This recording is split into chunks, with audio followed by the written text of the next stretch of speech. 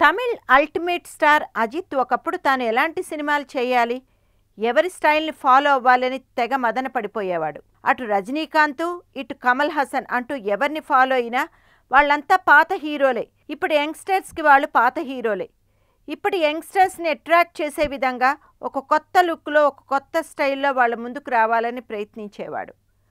అప్పటికి అతనికి దేవుడు ఇచ్చిన వరంలాగా పవన్ కళ్యాణ్ కనిపించాడు. పవన్ కళ్యాణ్ మ్యానరిజమ్స్ని, డైలాగ్ డెలివరీని యాజ్ ఇట్ ఈస్గా ఫాలో అవ్వాలని డిసైడ్ అయ్యాడు అజిత్. ఇక వాలి లాంటి సూపర్ హిట్ మూవీలో కూడా పవన్ కళ్యాణ్ ఎక్స్ప్రెషన్స్ని ఫాలో అయ్యాడట. ఇప్పుడు వరుస హిట్లలో తమిళ్లో టాప్ హీరోగా ద అల్టిమేట్ స్టార్ అని చాలా పెద్ద ఫ్యాన్ ఫాలోయింగ్ ఏర్పరచుకున్నాడు అజిత్. చూస్తూ ఉండగానే సీన్ రివర్స్ అయ్యింది. అజిత్ చేసే ప్రతి సినిమాని పవర్ స్టార్ పవన్ కళ్యాణ్ ఇప్పుడు ఫాలో అవుతున్నాడు.